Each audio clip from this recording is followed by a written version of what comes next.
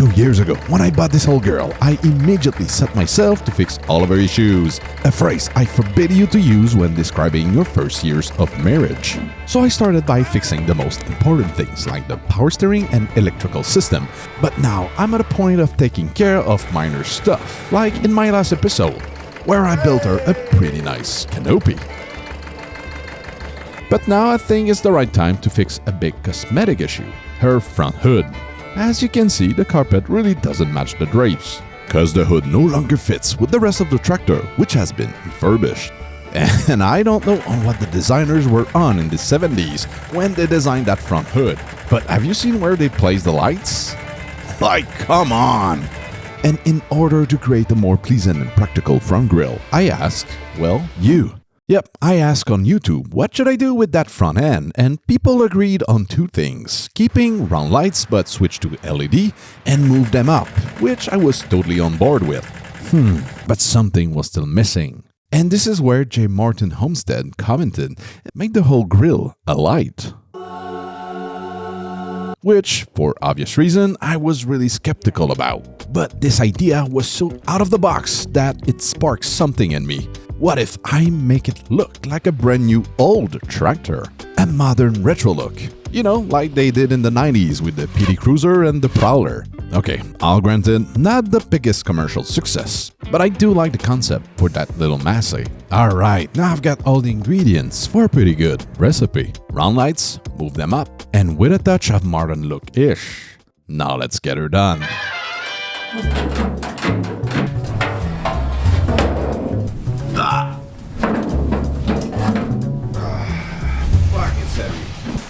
Seriously?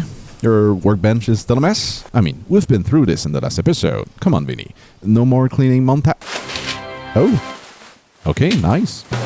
I love these little side quest projects. I know it will have a big impact on the overall look of the tractor and should be fairly easy to do. Just a few bolts to unscrew or just a few screws to unbolt. I don't know. Oh, another classic on this tractor, a nail where there shouldn't be one. Yeah, I had a bunch of them on her front loader and even found one in the front axle. And don't ask me why there's a nail there. I have no freaking clue. And now it's gone. Good job, Viny. Oh well.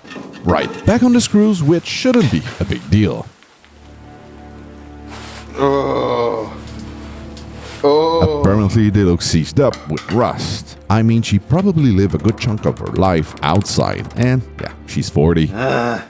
Quick message to my fellow designers. When choosing fasteners for outdoor use, slotted square and Phillips screws are a big No. thank you. After way too much time spent on stripping screws, it was time for a different approach. That will be fun. No, it won't. Maybe another different approach?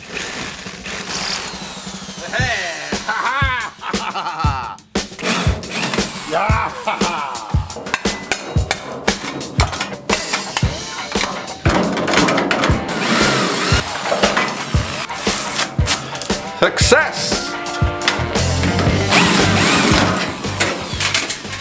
Yeah! Quick message to my fellow designers. When choosing fasteners for outdoor use, socket and hexagonal heads. That's a big Yes!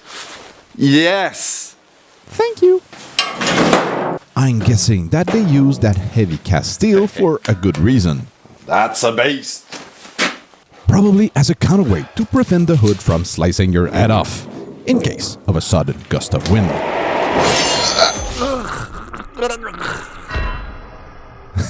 Okay, sorry, I know, that was brutal. You know what else is brutal? Working with a hunchback because your working station isn't set at the right height. And despite the fact that I already have 2 desks in my office, I was looking for a third one as a working area. And this is where the sponsor of this episode, Flexispot, comes into play.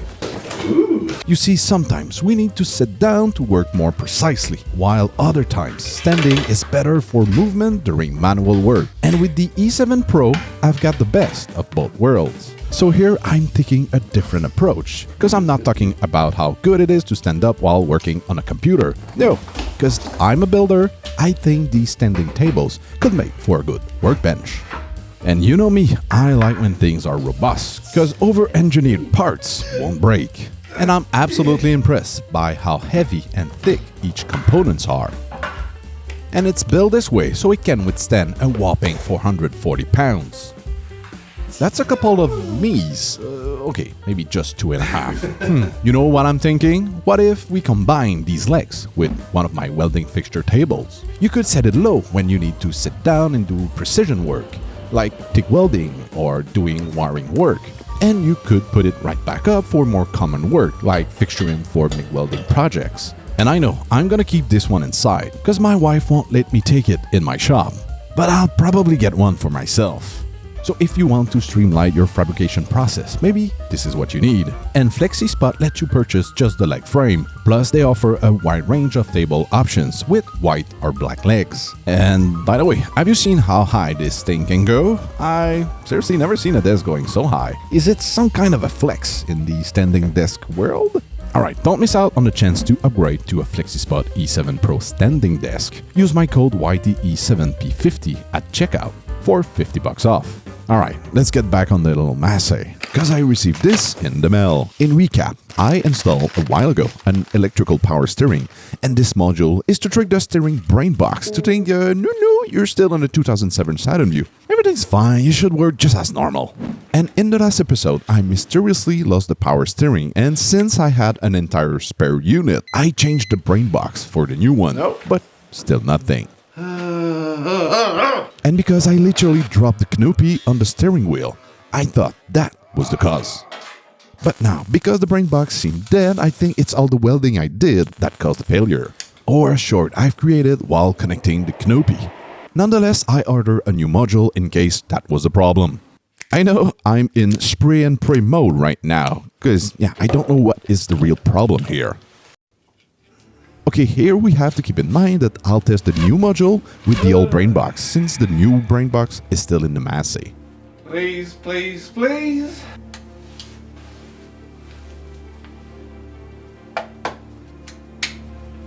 Nope, still nothing. Oh, God, yeah. Okay, let's try with the new brain box, and for that I need to disassemble the dash. Something I've done so many times that I could do it blindfolded. Ha! Okay, maybe not.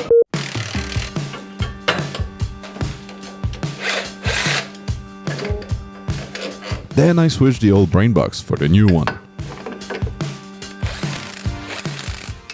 Please, please, and please. Okay. Yes! Oh. What? Turned itself off. Stay on. My apologies for the next 15 seconds. I might overreacted. Yes! Ah! Ah! Yeah! Yeah! Yeah! I'm so fucking happy!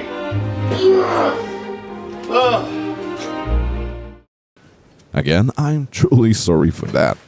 So in conclusion, the brain box and the module were toast. It's working all right. Then I installed the working setup in the tractor. All right. Moment of truth. Oh, nice. I know it's just the power steering, so why am I making such a big deal out of it? Well, these units can only be found in older cars, meaning that nowadays they are harder to come by in junkyards. Alternatively, you have the option of buying a used unit on eBay, but they can be pricey. Plus, the connection point between driver and machine is through the steering wheel, so driving the little beast was not as enjoyable as it used to. And with that behind us, let's get back on the hood. One thing for sure I want to reuse is the Massey Fergusson emblem. And I just realized why the emblem is still in good condition. Cause it's aluminum casting. That's nice. It's hard to see, but it used to be red. Once I completed the custom design, it was printing time. And because my 3D printer is not big enough, I made the front grille in 6 different pieces that I had to sand and glue together. And yeah, I thought about making something custom out of metal, like something with funky louvers. But to achieve a modern retro look, I went with plastic with a pretty bold pattern, which is primarily made up of triangles. A callback to the Massey Fergusson logo, and I don't want to show too much of it yet, but it's looking gorgeously. Then I repainted the emblem, and I'm glad I was able to reuse that one. And here, doing a good job was no rocket science, just a matter of patience. Yeah, a lot of it. Then after a bit of washy-washy and a good rubbing with the wire brush wheel,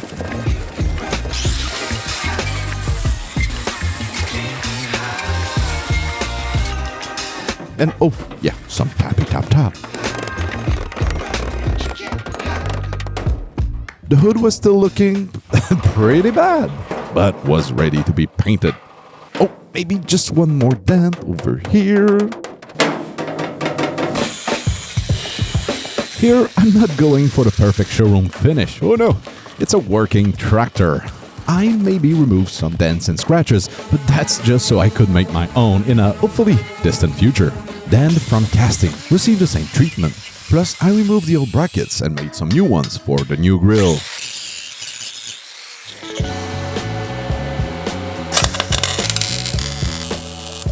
And with 8 new anchor points, it was time for painting with some good old Trenclad. Some good old Trenclad.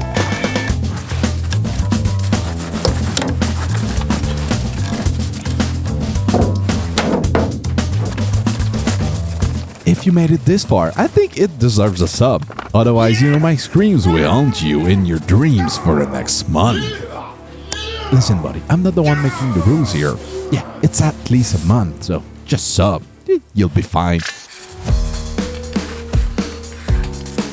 Now for the decal. And no, this is not a 2025 Mr. Massey Fergusson ribbon, like my wife thought.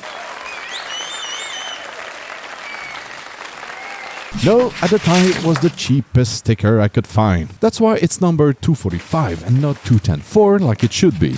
But that's fine, I made a custom 3D printed one to replace the wrong number. Bye bye 245, hello, maybe too big, 2104. Then I tried to install the decal as straight as possible. And didn't succeed on the first try.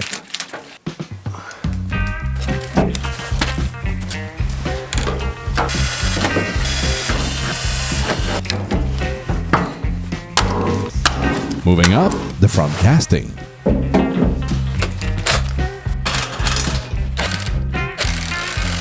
And now for the round lights. These are some 4-inch flat LED lights, uncomparable with the old light bulb ones. If you have an older machine and think about switching to LED lights, just do it, you won't regret it. Since removing the hood will continue to be a routine task on this little red machine, I added a connector between the lights and the tractor. Hey. I almost showed you the grille. Oh my god, that was close. And now for the emblem. Loving it.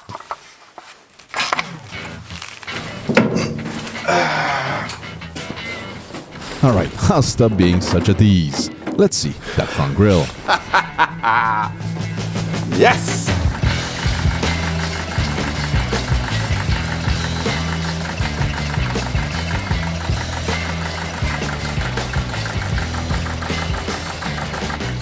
By the way, if you missed the canopy episode, link below.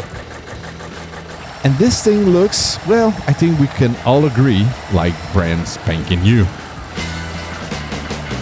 Let me know down below if you think I achieved my modern retro look. And the lights are high enough that even in pulling mode with the snow pusher, we can still see them. Also, the grille being plastic, I might add a grille guard later on, but only once I start doing more forestry work with her. And if we take a look on where she started from, I mean, I definitely prefer her new look. Alright, summer is coming back, meaning that the Smart Booza is also coming back to the channel. Could you believe it's been more than 2 years without the little bugger? Alright, I'm Viny B. Thanks for watching till the end, and don't forget to subscribe, otherwise... Yeah! Happy! Yeah! Fucking... Yeah!